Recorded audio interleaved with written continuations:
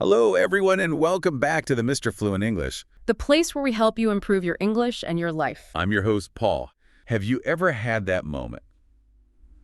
You know the one, you're trying to speak English, everything's going okay, and then bam, your mind just goes completely blank. Uh-huh. You know the words are in there somewhere, you know the grammar, but absolutely nothing comes out. It's just this feeling of being totally stuck. It's incredibly common, that feeling. It really is. And if that sounds familiar to you, trust me, you're definitely not alone. This thing, we often call it freezing, happens to so many learners.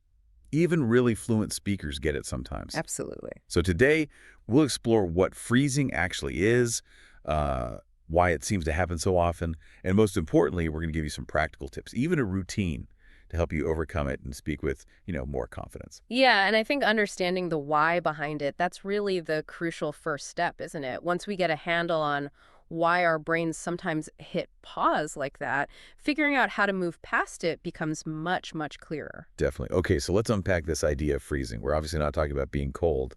Right.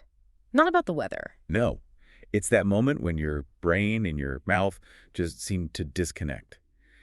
You have the thought, you know what you want to say, but the words just evaporate. Your mind feels empty, almost like a computer crashing right when you need it most. That's a good analogy. Think about, say, being in class. Teacher asks a question. You know the answer, like instantly in your own language. But switching to English, your mind just blocks. You feel that knot in your stomach maybe, and you Yeah. just can't speak. That's it. Or maybe meeting someone new. They ask something simple, how are you? You know it's easy, but right then you freeze.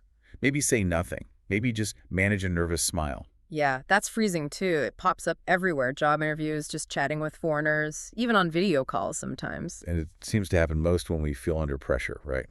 Or worried about making mistakes. Exactly. And what's really key to grasp here, I think, is that freezing is not about suddenly forgetting your English. Right, you haven't lost it all. No, not at all. You haven't lost the vocabulary or the grammar you've learned. It's more like your brain temporarily hitting the brakes because of stress or fear or that intense pressure. It's a mental block, you see, not really a knowledge gap. Okay, that distinction feels important. It's a block, not a gap. Precisely. And knowing that helps us understand the real nature of the problem, which in turn helps us find the right way to tackle it. That makes a lot of sense. So it's less about what you know and much more about how your brain is handling things when the pressure's on. So that makes me wonder, what are the main reasons this happens? Why do so many of us hit this wall? Our sources pointed to some really common triggers. Yeah, there are a few recurring themes. And as we go through them, maybe think about your own experiences. Which of these feel familiar? Because figuring out your personal triggers is a huge step towards finding what works for you. Definitely. Self-awareness is key. Okay, so number one, maybe the biggest one, fear of making mistakes.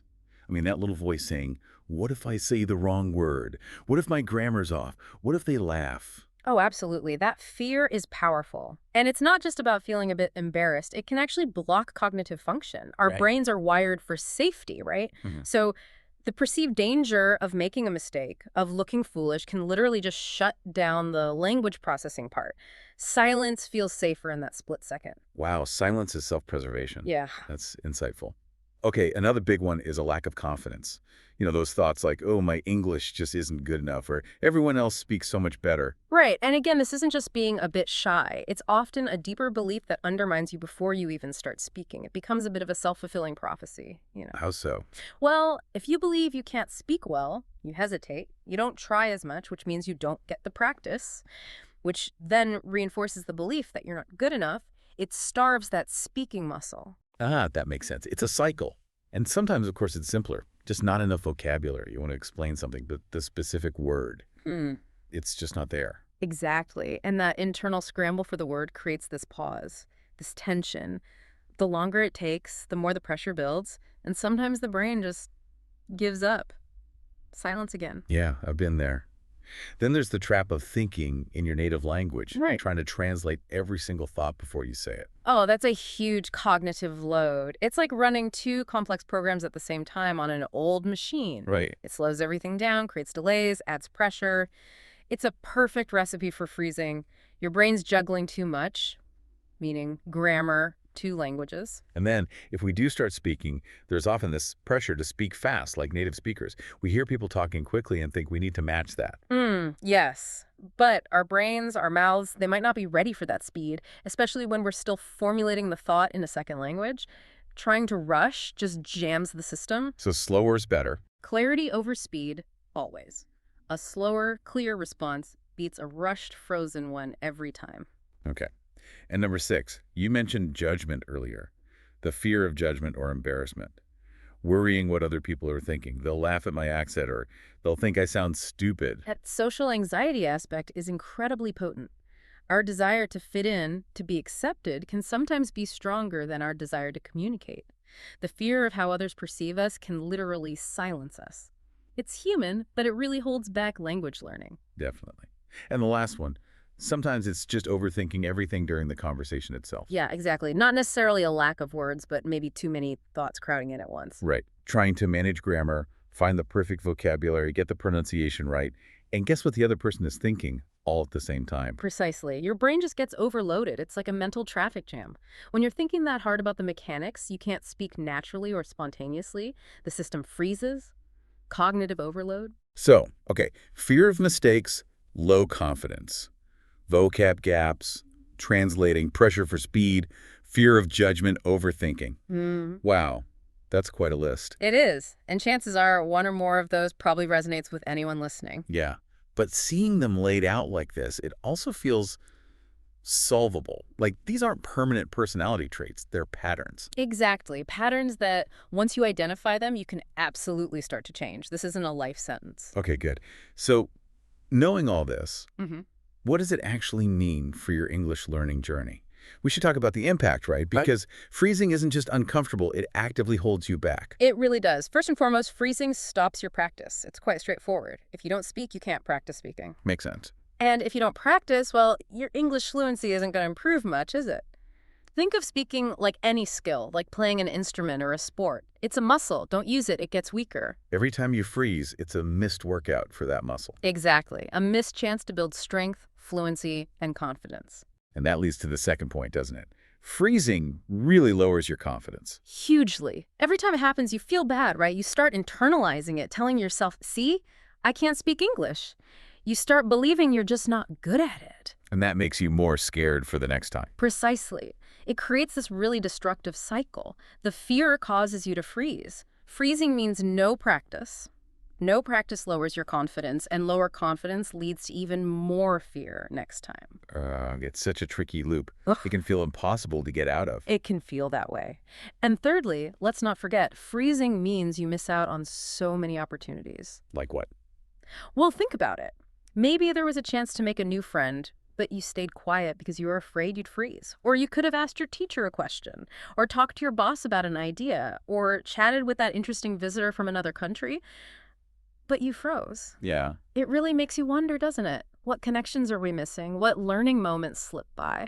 What personal growth are we denying ourselves when silence becomes the default? So it's not just a minor hiccup. It has these ripple effects. Absolutely. It has a big impact on your whole learning journey and even your life experiences. But, and this is the crucial part, this cycle can be broken. There is good news here. Okay, I'm ready for the good news. We've diagnosed the problem, looked at the causes, felt the impact. Now let's get to the powerful part. How do we actually stop freezing? What can people do? All right, let's talk solutions. Our sources highlight 8 simple but really effective strategies. Okay, let's hear them. Tip number 1. First one, maybe the simplest but hardest to remember in the moment. Slow down and take a breath. Just pause. Yes. When you feel that panic rising, that feeling of getting stuck, don't fight it head on. Just pause. Take a small conscious breath. Give your brain a half second to catch up. So many learners feel they have to respond instantly. You don't. That's true. I mean, even native speakers pause all the time when they're thinking. Exactly. That little pause buys you time to find the words. And remember, clarity is way more important than speed. A clear, slightly slower answer is much better than a rushed, jumbled one or silence. Good point. Okay, tip 2. Building on that pause, tip 2 is to use simple phrases you can always rely on. Have a few go-to sentences ready. Like what kind of phrases? Oh, things like, could you say that again, please? Or, let me think for a moment. or even just a second. Ah, okay. Like little conversational anchors. Precisely. They're Mm. not just filler. They keep the conversation moving, they signal you're still engaged, and crucially, they buy your brain that little bit more processing time without the pressure of silence. They're like little lifelines. I like that. Lifelines. Okay, tip 3. Tip 3 tackles the vocabulary issue head on. Build vocabulary step by step. Sometimes you freeze because you genuinely lack the word you need. So just learn more words. Well, yes, but strategically. Make it a small, daily habit. Learn just a few new words, maybe 2 or 3, but then, and this is key, actively use them. Say you learn the word opinion. Don't just memorize it. Practice using it. Say, in my opinion, out loud a few times. Try to use it in a sentence later that day, even if just talking to yourself. The more you activate new words, the faster they'll come to you when you need them. Okay, active use, not just passive learning. Got it. Number 4. Number 4 is a big one, truly transformative. Think in English, not in your native language. We talked about that translation overload, right? Yeah, the cognitive burden. So you need to train your brain away from that habit. Start really small. Look around you right now. See your phone. Just think, this is my phone. Look out the window. The sky is blue. Label things in English in your head. Narrate simple action. Like I am drinking water. Exactly. It sounds basic, but consciously doing this trains your brain to retrieve English words directly, rather than going through the slow translation process. It makes retrieval much faster and more automatic over time. Okay, that requires discipline, but I see how it would help. Tip 5. A crucial mindset shift. Accept mistakes as part of learning. Seriously. Stop being terrified of them. Easier said than done sometimes. I know. But honestly, everyone makes mistakes. Even native speakers stumble over words or use slightly awkward phrasing sometimes. Your goal is communication, connecting with someone, not delivering a grammatically perfect speech. True. If you use the wrong word or tense, it's usually okay. People will likely still understand you, and they really truly won't laugh or judge you harshly. See mistakes as feedback, not failure. They show you where to focus next. They're actually teachers. Mistakes as teachers. I like that perspective. Okay, tip 6. Use your whole body. Use body language and expressions. Communication is so much more than just words. Right. Gestures, facial expressions. Exactly. Your hands, your face, your tone of voice, they all convey meaning. If you forget a word, sometimes a gesture can bridge the gap. A confused look prompts clarification. Using your body keeps the interaction alive, and it also tends to lower your own stress levels, making you less likely to freeze completely. Good tip. Yeah. Number 7. Build confidence safely. Practice with yourself before real conversations. Don't wait for a high-pressure situation like an interview to be your only practice. So talk to myself more. Absolutely. Talk to yourself in the mirror. Record your voice on your phone answering simple questions. Describe what you're doing while cooking or walking. Explain a concept out loud in English. At a rehearsal. Precisely.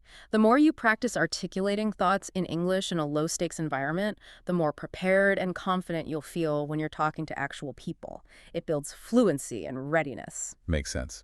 And the last one, number 8. Stay calm under pressure.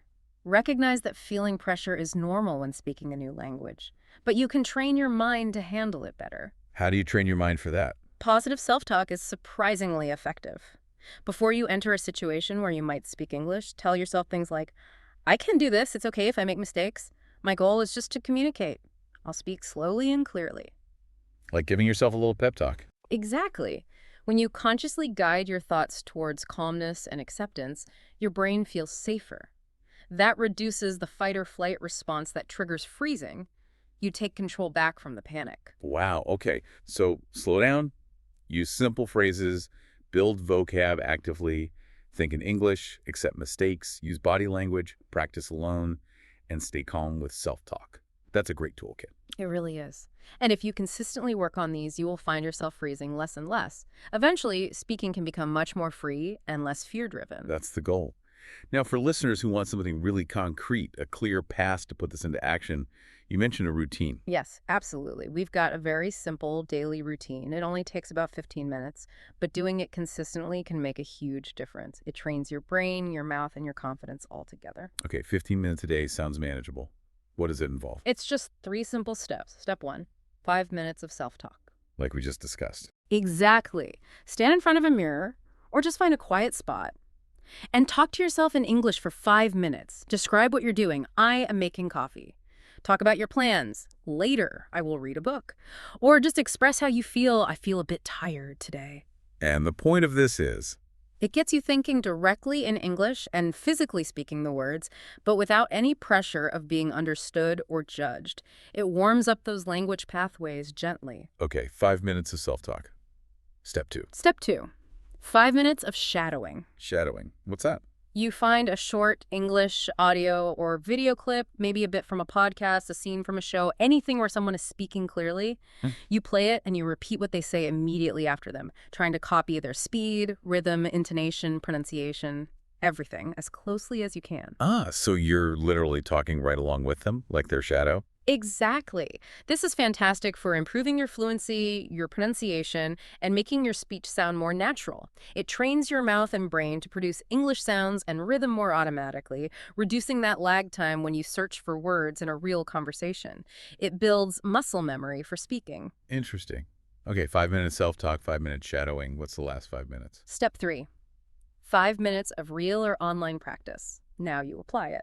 If you can, spend 5 minutes actually speaking with someone, a friend, a language exchange partner, a classmate, maybe an online tutor or group. And if finding someone isn't easy. No problem. You can talk to an AI language bot. There are many good ones now.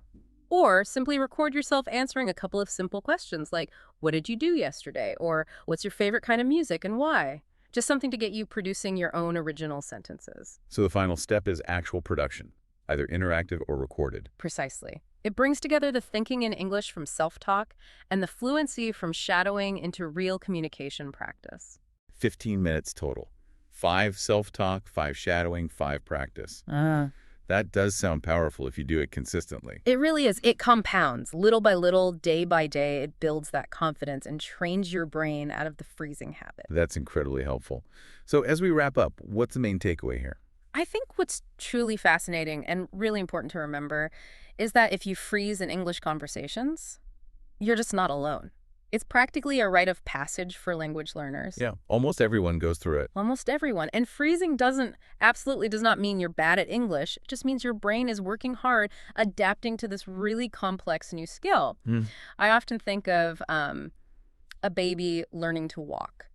They fall down constantly, right? They stumble, they wobble, they fall.